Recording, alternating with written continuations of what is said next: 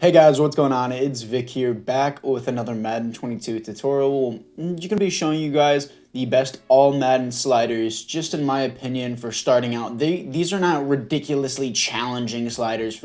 And before you click off this video and go, oh my god, I need challenging sliders, you're like, shut up, dude, you're not that good at the game, I can promise you that. But looking at this right now, so first of all, QB accuracy, I turn it up to 55 because I throw with like 93 overall Russell Wilson and still miss 3-yard passes. It's stupid. Pass blocking, I turn it way down to 42 just because I feel like I get way too much time, especially whenever you have a scrambling quarterback or you simply just drop back. You can get a lot of time. Wide receiver catching, turn that down a little bit. Run blocking, I do get a lot of gaps with really bad offensive linemen, so I did turn that down. Fumbles, the more you turn it up, the less it happens. It happens literally every game to me, regardless of how much I put up the slider, unless it's at like 70 or something, which I don't recommend because then you won't ever get a fumble. So I put it at 55. I usually get like 1 to 2 fumbles with the QB each and every game, which isn't really that realistic, but this is what I suggest. Pass defense reaction time. Your defensive backs are retarded and will stare at the ball as they get mossed. So that's what I put there. Same thing for interceptions, pass coverage, tackling. I put at 60 because regardless of how much you conservative tackle, I'm sure Ronald Jones will just finesse you. Looking at QB accuracy, as I said last time, if you do not turn this down, Drew Lock will for sure go 40 for 40, drop 500 yards on your ass, and get 6 touchdown game on you. It happens a lot. And in my Falcons franchise, I usually max out these sliders just to give me an unfair advantage. I had Cam Newton, 73 overall Cam Newton, go, I think, 28 for 31. Those 3 incomplete passes were from me rushing the QB and getting a throw out of sack and him throwing the ball away. And he had 4 touchdowns with 300 yards. That's what it was. 73 overall Cam Newton did that to me. And I think he had like a rushing touchdown with like 40 yards. It was pretty stupid. Pass blocking, looking into it, just turn it up a little bit because I get like 5 sacks per game. Sometimes, I don't know what it is with pass blocking, even if you turn it down, the QB will get like 50 years of time. And you can't do anything about it. Regardless of how good your defensive lineman is and how bad their offensive lineman is, that's just how it is sometimes, regardless of how much you turn it down or up. That's just how it works.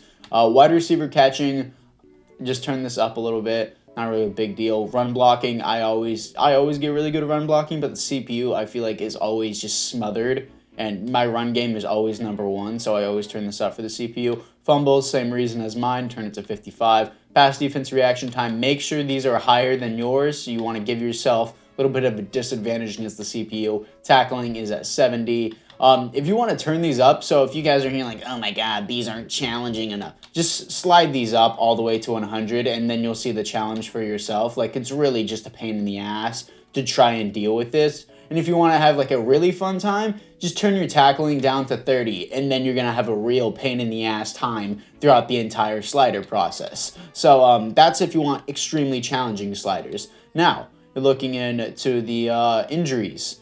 I turned punt power to 55. It helps a little bit. Injuries, I turn it to 12. There's always at least 1 injury, regardless if it's like some bruised ribs, they'll be out for a couple plays, then they'll come back in. There's always at least 2 injuries a game whenever you have this on 12, and it's preset to 25, which is ridiculous. You're gonna have someone with a ruptured disc or something like that every single game. So yeah, if you keep that on 25, so don't do that. Offsides, I audible a play twice and it'll be like, nope, offensive lineman jumped off sides. They got confused. It's like, no, that's stupid.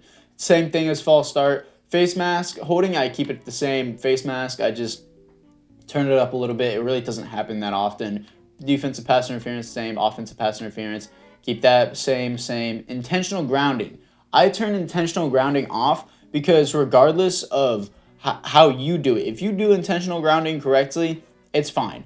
But if the CPU does intentional grounding, it won't get called. It's so stupid. There will be 0 receiver in the area, and they will be clearly standing inside the pocket, and it will throw the ball away, and it won't ever call them for intentional grounding. I've never seen an intentional grounding on the CPU before. It is ridiculous. So if the CPU can't get called for it, you shouldn't be able to get called for it either. I understand that's a real thing. If you want to turn it on, you can, but I think it's just completely unfair how the CPU can get away with it, yet you can't.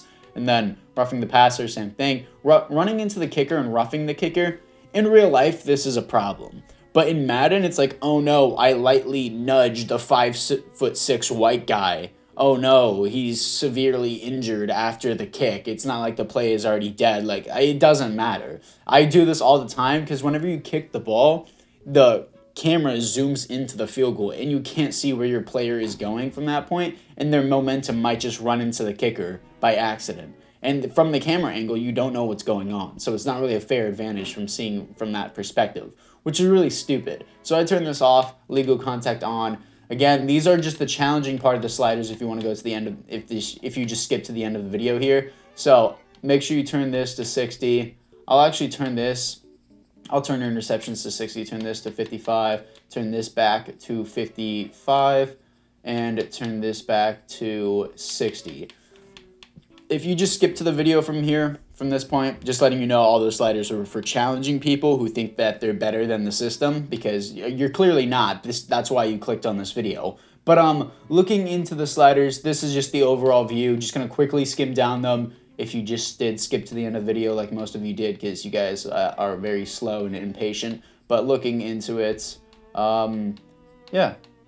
Anyways, guys, if you guys did find this helpful, you do like these sliders, let me know down below. Also, fatigue, I forgot to mention, turn it from 50 to 30. It's ridiculous how your players get a bye week, and they're like, yeah, I still have -5 fatigue. It's really stupid.